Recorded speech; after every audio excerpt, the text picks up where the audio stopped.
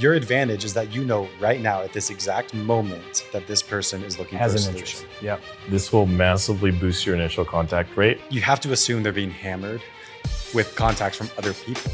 They are. Guys, welcome back to this Masterclass series all about PPC. Rob Wensley, Brandon, thanks for coming back and doing this video. We're moving right along here in all these different topics that we want to cover. And this one is, how do you avoid failure with your PPC? And Brandon, was funny. Brandon said off camera, like, this is actually the most important thing that people are really worried about, because you spend all this money. We tell you, okay, spend all this money, give it 6 months. But then the fear is like, well, if I spend this money, I generate these leads, how do I not blow it? How do I not fail now with these leads? So Brandon, you've got a lot of insight. Rob, you do too. What do people need to know so that they can feel confident to win with PPC? Yeah, one thing I'll tell you first is just like, how would we even understand this, right? I think I'm the kind of person that's very logical, very data driven. I want to know when someone tells me something, how do you know that? Because I'm not sure I would gain that same insight from however you found that. So just to give like an example of how we've done this, one thing that we do really uniquely as a company is we gather all the data from all of our clients as to how they're closing. And what's really helpful about that is we can see who are our top 10% of closers and who are the bottom 50%. Because everybody has their idea of who. It's kind of a problem that salespeople have. They all think they're the best, right? That's just, it's like, to be a salesperson, you have to have that mindset, right? I'm not saying it's bad. And everybody also thinks their team is the best. Like, I've got the best closers in the country in my office here. And also, to be fair, if you're going to have that, you're going to have to think that, right? Yeah. But what we did is we took our top 10% of clients and we interviewed them, learned everything about their process, what they're doing. We also interviewed their team and saw, is the team actually doing what the business owner thinks that they're doing, right? So we dug 2 layers deep here. Then we took a sample from our bottom 50% of clients, which by the way isn't a fun phone call. Like, hey, you're one of our worst closers. Can we watch what you're doing? Yeah, I want to know everything that you're doing. So we took our bottom 50%. So what we looked for is not just, here's some things that the top closers are doing, and I have all these ideas from this one person. But we looked at, what do they all have in common? Right? What are the common threads there? And then also things that we aren't finding in the bottom 50%. Okay. Which I think trying to make a correlation. This is great. You're doing you're scientifically analyzing these companies to see what the successful people have and what the failure companies have. Yeah, what are the trends? What makes you successful? What makes you fail? What are the common denominators? Yeah, because far too often we're like, yeah, this company that's really good, they're doing this, but then maybe all the other really good companies aren't doing that. And what if all the companies that are failing are also doing that? Yeah, it's like, it doesn't tell us that that's going to help you. A really good real world example of this, I was watching a video from Alex Hormozy yesterday, and he was talking about how he's like, I think the whole morning routine and everything is overhyped. He's like, there's just like a certain level of activity you got to do, right? Like if the one thing that drives sales of my business is just picking up the phone and doing 100 calls a day, it doesn't matter if I wake up at 5 a.m. or I wake up at 10 a.m. As long as I do that core activity, the 100 calls a day, right? It doesn't really matter when I wake up. It doesn't matter if I'm vegan or keto or whatever. It doesn't matter if I do drugs or don't do drugs. Maybe if I do drugs, it might be a little bit harder. But as long as if 100 calls per day is what matters, if I do those 100 calls per day, I'm going to get the same results, right? So that's really what you're doing here, scientifically figuring out what those key things are. Yeah, absolutely. Get rid of the noise. And to tell you a story about this. Are you recommending we do drugs, Rob? Yeah, Rob says you could do 120 calls a day if you do drugs. Caffeine, that's it. Yeah, so to tell a story about this, I'd worked with a client that was kind of a horror story. So now this, and I'll tell you all the situation about this and why they believe what they believed and everything. They were a company driven by cold call. Big cold call team in one market, but a pretty major market. And they were doing about $300,000 to $500,000 a month worth of revenue from cold call. And they had grown it there from nothing, right? So these people, very proud. Pretty impressive business. Overall, I think a lot of people listening to this would like to have that business. Yeah. So they start PPC. Over 4 months, we spent $40,000. They had 0 deals.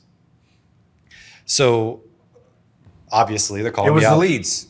Yeah, it was the leads, right? So they're calling me up and they're saying what the heck is going on here, right? And we're trying to dig into everything. Anyways, we noticed that they're doing a few different things. We give them some of the information that I'm just going to share with you guys today and ask them, and they didn't believe some of it. And we said, just give it 30 days. Like just commit to doing the process the way that our best clients are for 30 days. And if you think it's a waste of time, then you don't have to do it anymore, but just try.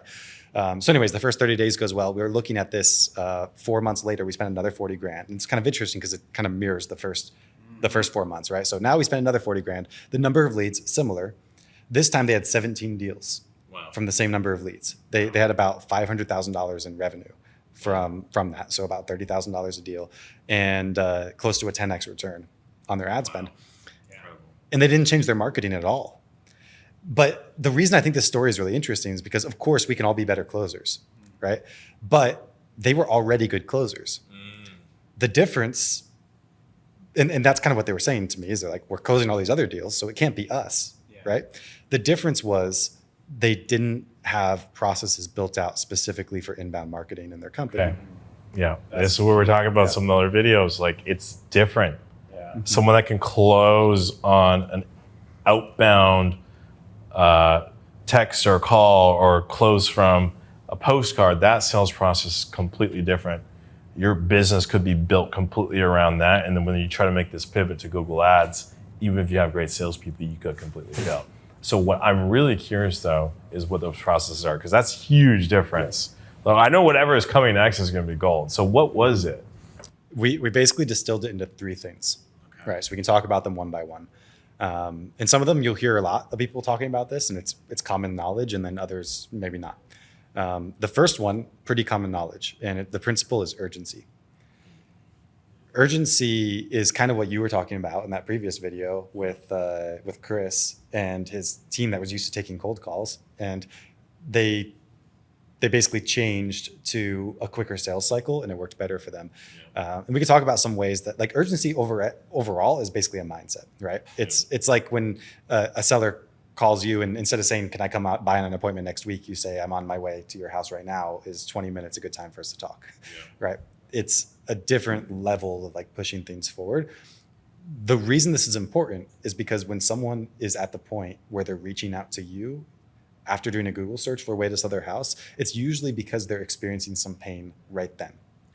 People take action when they have pain. That's how we're motivated, right? There's a carrot and the stick. A lot of people selling their house have a stick, right? And when that stick starts hitting them, that's when they start to look on Google for a way to solve that problem. So that's the basic premise of it. Our clients that are doing the best with this, they're generally getting to leads within 60 seconds. Yeah, that is so key, guys. Lead response time. There's companies I've come 60 into. seconds from when the form fills out. Yes. After 5 minutes, your chances of closing the deal decrease 19x. The lead's pretty much dead after 5 minutes, but 60 seconds is really key. That's gold standard. That's the gold standard, because as soon as they leave your website, they're going on to the next one. And if that website is one of my guys from InvestorLift, they're going to be calling within 60 seconds. So by minute 2, they're already sold their house to one of my guys. Or at least the phone's busy. Yeah, the phone's busy. You're not getting through. And a lot of people think this is just about the patience of the seller. Like, can the seller wait 5 minutes versus 60 seconds? But you have to realize they're in an active search. They just found you on a page that lists out all of your competitors, right?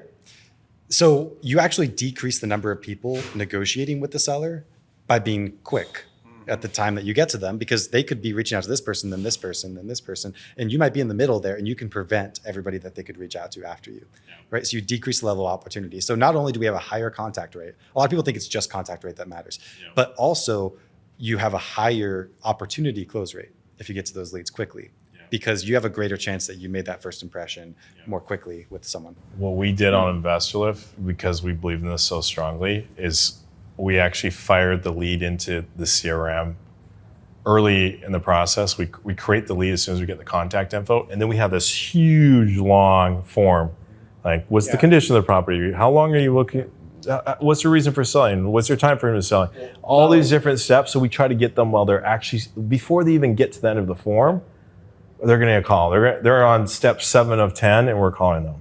Not only that, but as they're finishing the form, you're getting that first. Right. So then if they abandon, you save on abandons too, because you're catching them. Absolutely. Because they might abandon later. Yeah.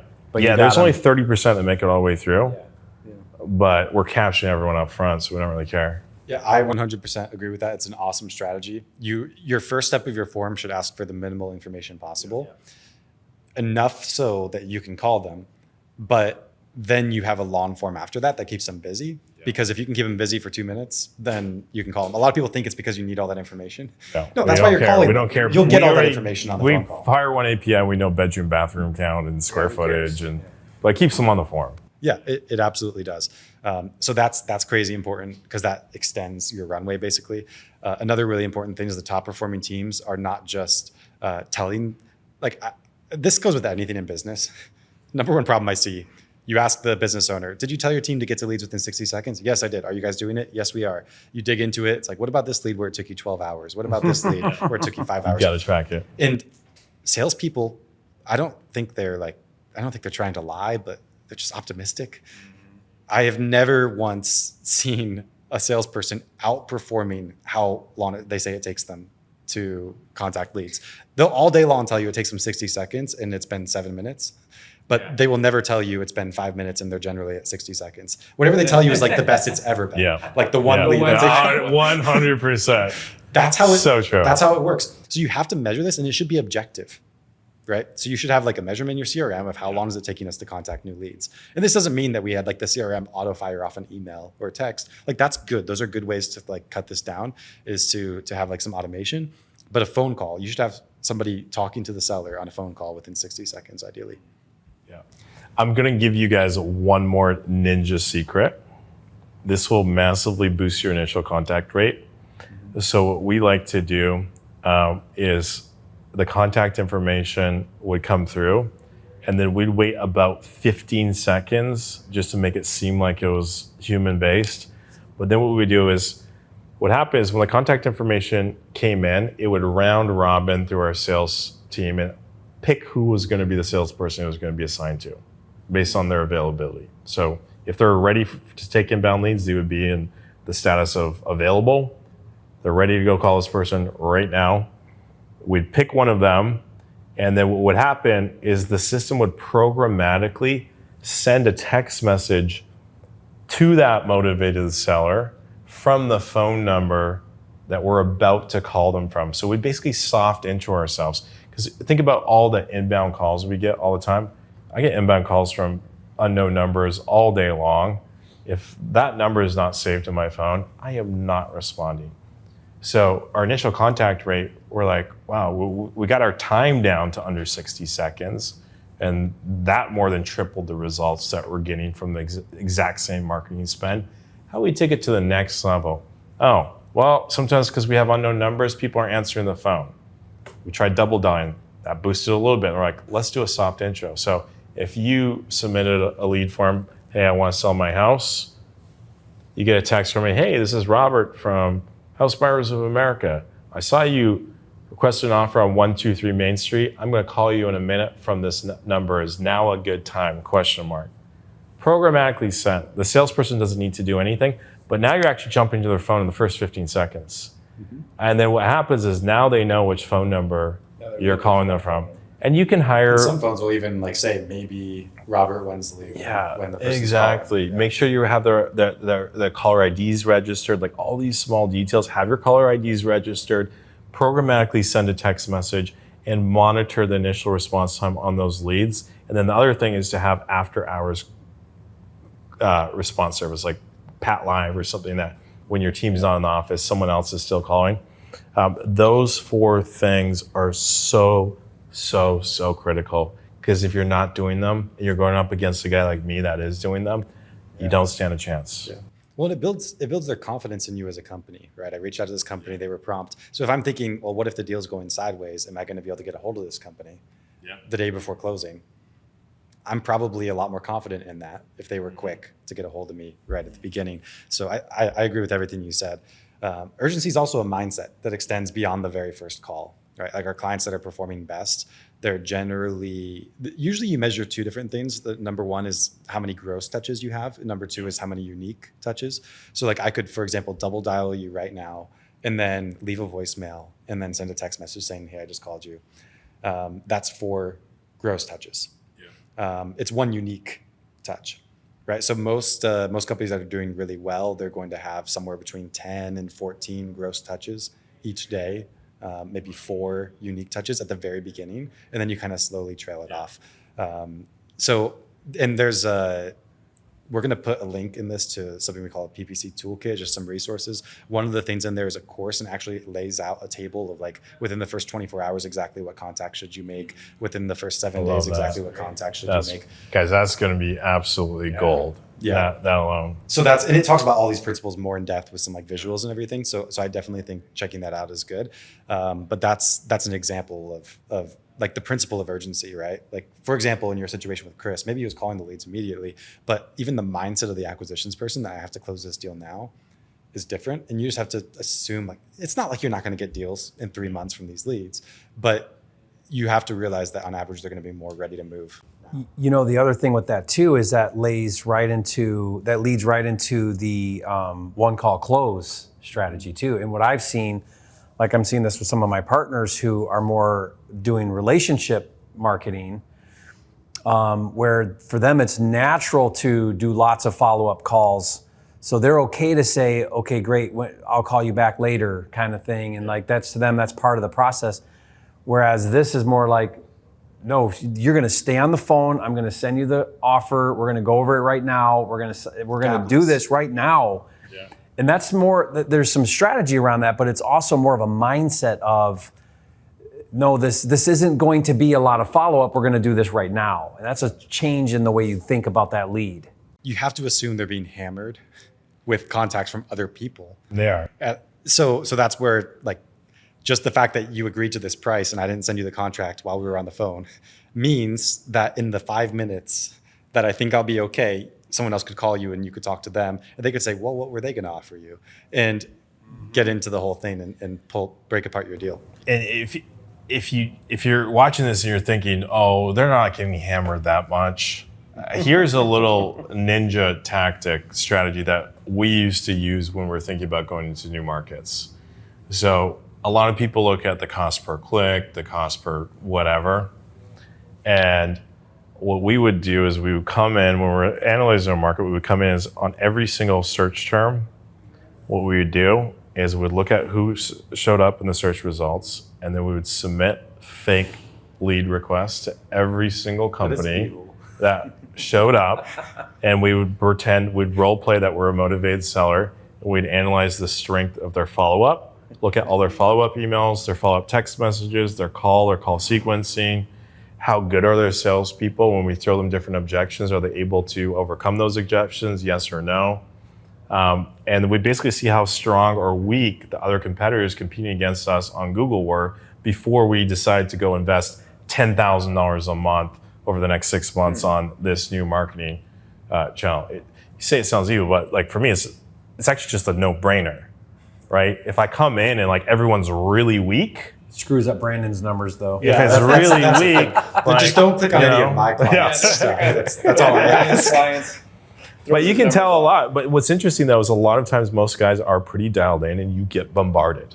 Like whatever phone number you put in there, you're going to get bombarded for the next 6 months. Don't use your personal cell. What people need to understand is like, you know, information and access to data is no longer the competitive advantage. Everybody has that. The competitive advantage is what you're talking about. It's answering in 60 seconds. It's a one call close. That's the competitive advantage. If you think there's a marketing channel that you're going to do where no one else is doing that same lead, you're wrong. I mean, that's the world we live in today.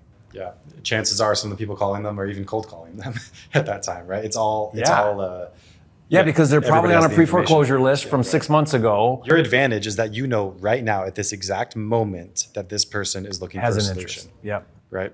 And that's why you have to be fast, because the value of that lead decays pretty quickly at that point. Okay, so urgency is the biggest one. Yeah, urgency is huge. The next one, I call assuming motivation. Assuming motivation. So this is how most operations that work off of cold leads work. I assume that a lead is not motivated until they can prove to me that they are motivated. That's the standard. So that's the whole disqualify, qualify the lead. Because I'm sifting through this haystack to look for this needle, right? people that do really well with inbound marketing, they assume that a lead is motivated until they can absolutely prove that it's not motivated. Yeah, because and the thing is, when they come in off of Google Ads, even if they have extreme pain, they're kind of embarrassed about it a lot of times. So you don't even know about it until you peel back. That's why I always believe that on the first call, when you're spending $500 on that lead, some people I hear people disqualify leads after like 2 or 3 minutes. I'm like, whoa. Like, you did not pull back on that onion at all. You only went 2 layers deep. Like, keep them on the phone for 20 minutes, pull back a few layers, and all of a sudden you find, oh, there's actually huge motivation here. Yeah, you would not believe I actually just talked to a client of mine the other day because they were like not doing well with phone calls. We saw that this is a good example of where a good partner makes a difference. We look at their phone calls and we saw you're not closing phone calls well. What's going on? We find out that their team, if they don't leave a voicemail, they're not even calling them back. Because they're like, oh, if it was a good lead, they'd be leaving a voicemail. It's like, yeah, that might work for direct mail like 3 years ago, but that does not work today. You have to assume motivation, and you assume that the fact that they're reaching out to you means something about how good of a lead they are. Because you'll talk to people that have all kinds of crazy, because they're posturing. They know they're talking to a lot of companies online. So you'll have these people that will tell you, like, don't even talk to me unless you're going to give me $300,000 for the house, and you'll know it's worth $250, but an hour later in the conversation, you're going to get the contract for the right price. If it's cold call, like, that's literally how you're filtering, right? You're looking for like the 4 pillars of motivation and like, what do they want on price and all this stuff, right? So usually with cold call, you're looking for like 2 of the 4 pillars of motivation to set an appointment. That's pretty normal. This company that I told you about at the beginning, they spent 40 grand, got nothing. 40 grand again, got great results.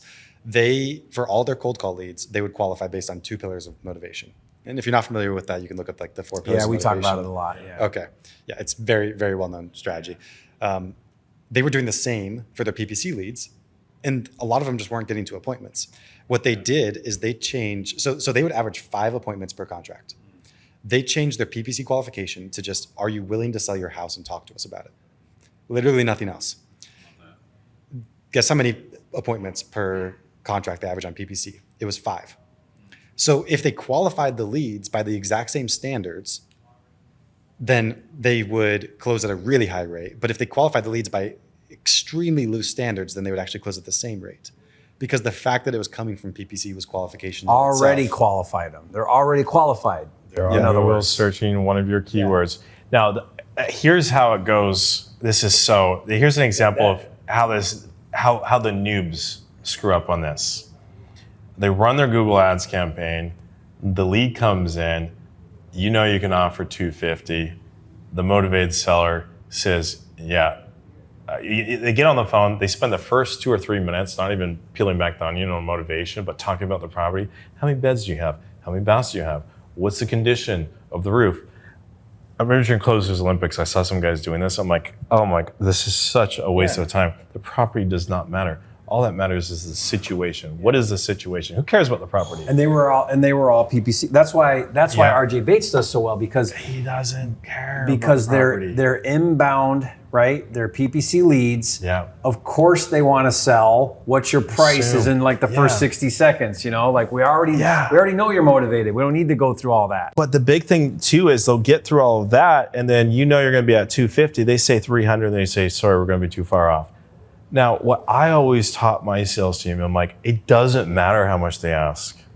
It doesn't matter. No. All that matters is it's my money. We're the only industry in the world where we do sales training to train people how to spend our money. Yeah. It doesn't matter at all, 0, how much they want. All that matters is how much are you willing to give them. That's it. And once you have that mindset, all these leads that are being disqualified, like I've walked in on so many teams and I hear them disqualifying based on price. I'm like, wow, we can literally double your business. Well, first of all, I feel bad for them because I'm like, you've literally lost millions of dollars. But second of all, I'm like, I'm actually happy for you because me just hearing your sales guy do that, all you got to do is fix that and you're actually going to make millions of dollars just by fixing that one thing. It makes a massive difference. And it's a whole mindset thing too. Because you as the business owner can understand this. Salespeople have a tendency to cherry pick as much as they can. So if they're used to talking to cold leads all the time and then you give them the warm leads, then it's a real mindset shift that they have to experience, or you need a different team Yeah. Some companies even have separate teams for their outbound versus their inbound leads. And you can make it work. It's just a lot of people just assume like I have good closers, right? Like that one company I told you about, right? I've got good closers. They've been closing all these deals off cold call. I'm just going to give them these better leads. So now that I'm giving them better leads, they should close them better. It doesn't actually work like that because the mindset could still be like they've been tainted by those poor leads. So number 2 is assume the motivation is already there, less of that pre-qualifying for motivation, or assuming it's not there, assume it's there because it's a PPC lead. Yeah, what it means is that you just go through your whole process with every lead that you possibly can. If you're virtual, then you're doing virtual appointments. If you're in person, you do in-person appointments. Our clients that are in the highest closing rate, because we have all their funnel metrics for everything, they go on 4 times as many appointments as our clients that are in the bottom 50%, yet they close twice as many deals. Yeah. So what does that mean? It means more often, because this is what people are afraid of, right? You're like, just go on the appointment. They're like, it's not a good lead. I'm going to waste my time going on the appointment. You have to realize that that's your job, is to vet out every opportunity the most that you possibly can. And yes, sometimes you'll waste your time, but you'll go on 4 times as many appointments and you do twice as many deals. And what that does to your marketing return on investment is it doubles. Yeah. And it's worth going on those extra few appointments. Yeah. Wow, that's really cool. I love that. Yeah. So number 3 then is, I call it quality first impressions. Quality first impressions. It matters who's on the phone at the beginning. So the mindset with so many other lead channels, like cold ones, for example. VAs first. Yeah. People always ask me this. They're like, hey, can I have my VAs warm up the leads? Yeah. I'm like, oh my God. Because you're used to that with cold call, because the purpose of that is to shield acquisitions from how bad your leads are. Yeah.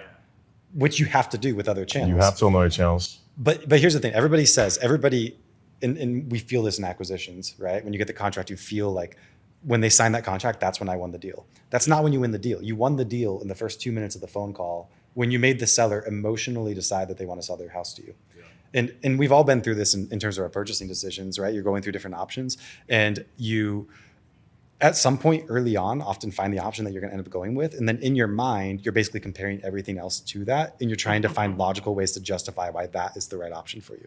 Yeah, you want to prove yourself right, Yes, we do that, right? So I like to picture this in terms of the emotional journey of a seller, right? So you're cruising up here, right? Things are good. Oh no, life event happens. I'm feeling down here, right? This is pain. This is motivation, right? So a lot of people think for me to get back up here, I get the contract. It's not exactly true. A good salesperson brings me up here based on the belief that I will get the contract with them later in the conversation or at a later point. And once I'm up here, I don't care about the competition anymore because I no longer have pain. Does that make sense? So it's not having my problem solved that matters to me as a seller. It's having confidence that this person's going to solve my problem. And maybe I don't have a number with Robert right now, but I just know that Robert's my guy. I believe that Robert's my guy. Robert's in my corner fighting for me, is going to help me solve this. Yeah. Then when Jerry calls me, I'm going to say, sorry, I've got a guy, even if I don't have the contract signed with Robert. Does that make sense? Well, it makes sense logically too, because we don't actually solve the problem until we close and they get cash in their pocket, right? 30 days later or whatever. Mm-hmm. So what you're saying is the emotion we want them to have at closing, we want them to have right now, which is a solution. Yes, because you're here to give solutions. They are searching because of a problem. Even though we don't technically solve the problem until we close. We just need to sell them on, I'm the guy to solve this for you. I'm here to solve your problem. And if they feel that and believe that, then that's the emotional transformation that happens. And your VA that goes through the script and asks how many bedrooms there are and all that stuff, that person doesn't give them that feeling, right? So that's the difference. That's why we talk about quality first impressions. Because if you don't do that first impression right, what it looks like is that you don't have a good closer on the back end, or that the lead quality is not good. But sometimes the difference between a really good lead and a really bad lead isn't the seller. The person could be exactly the same. It's just how they feel about you, and they're going to treat you different if they feel different about your company. So that's where it's like you have to realize that you're winning this contract at the very beginning of the conversation. And a lot of our best clients, they're really optimizing that very beginning of that experience. And that's why a lot of wholesalers think it's about price. It's not. It's about the relationship, because I've had sellers say, you know what, I'm going to sell it to you for $20,000 less than other offers I've got because I like you. Well, that doesn't sound like a smart business decision, but to them it is, because they have more confidence that you're going to perform, and what they really want is performance, right? They want to solve this problem. Yeah, I'll phrase it another way. It's not about price, it's about the hero's journey, Okay. If you want to really crush it in sales and marketing, what you got to understand is every single person, no matter what situation they are in life, they all see themselves as the hero. Hitler didn't see himself as a bad guy. He saw himself as a hero. All of us sees us as ourselves as the hero in our own story. RJ does this like naturally. When I see him on calls, like the way he phrases stuff, he's doing this naturally. And I see beginner closers, they don't do this. Beginner closers try to make themselves the hero, right? Like, oh, we've been in business since 1996. Oh yeah, blah, blah, blah. They try to make themselves the hero versus the pros, what they do is they position the homeowner as the hero, but then establish a little bit of credibility without trying to put the spotlight on them and build that trust and build that rapport. And the way that translates in the sales call is completely different. It absolutely is. And in the data, I told you this was all data-based, right? How we got to these insights. The data that we found is that teams that were having leads go directly to acquisitions were outperforming those that had a lead manager. So lead managers do not work. I've been on your side of the debate on this for years. People are always like, oh, I have a lead manager. You got to hire a lead manager. And I've seen some of the best coaches in the game teaching people, oh, once you get to this stage, you need to implement a lead manager. That was the biggest game changer for a business. I'm like, that doesn't make any sense at all. Yeah. Well, and we actually have since even looked at it, and we found we have many clients because that's the correlation, right? But when you dig into it a little bit deeper, it basically has to do with how much that person's paid. And what kind of person you have, because some of our clients because the problem with not having a lead manager is that acquisitions will overqualify versus a lead manager is just like, you're going to talk to this person, right? But so I've seen people do it both ways, but either you're going right to acquisitions or you have a lead manager that could be in acquisitions. It's all about the quality of that person. It's all about the quality of that person. Another way to think about this mathematically is like in a business, I'm sure you've thought about this more than a few times, Jerry, right? You have your like $10 an hour activities, and you have your $100 an hour activities and $1,000 an hour activities. And, just based on how much income does this produce, right? And the general idea of delegation is delegate things that are lower dollar per hour activities. I would argue that there's very few things in a wholesale business that have a higher dollar per hour value than the first 2 minutes of a phone call with a hot PPC lead. But so many of the companies we're working with, they literally pay their janitor more money than they pay the person who's managing their revenue. Yeah, in that way. The first point of contact. Yeah, exactly. When you think about it that way, like it's a no-brainer to put your best on that call. Initially. It's a hugely important call. And if you need it to be a lead management position so that you can make it so acquisitions isn't cherry picking or something, it's fine. It's just, it doesn't mean that this is a really low value position. You still need a high quality person in that position to nail it with these inbound leads. But it's different. Like, let's just say we're talking cold call. I just cold called Robert. I'm a VA. And that cold call went well enough that you want to talk with us. What does that say about you? It says that if the next person who talks to you is a VA, it's not going to really matter that much because you've already not been turned off by me. Yeah, like so you're in a really desperate spot. In cold call, you're really like qualifying people for being okay with talking to someone who's not that high quality. But in PPC, that's not true at all. That's not true at all. This is a fantastic video. This is really good, Brandon. I mean, so it's urgency. Number 2 was assuming motivation. Assume the motivation's there. And then the third one is quality first impressions. That initial contact has got to be a really good experience, right? Awesome. That's really great. Incredible. Guys, we're going to put some information in the description below. Brandon's got a really cool toolkit. It's going to have some amazing resources for you to help you really start to do PPC at a much higher level, from starting to really scaling that, and also some additional training that you can get from Brandon and his team on how to really do PPC well. We'll see you guys on the next video.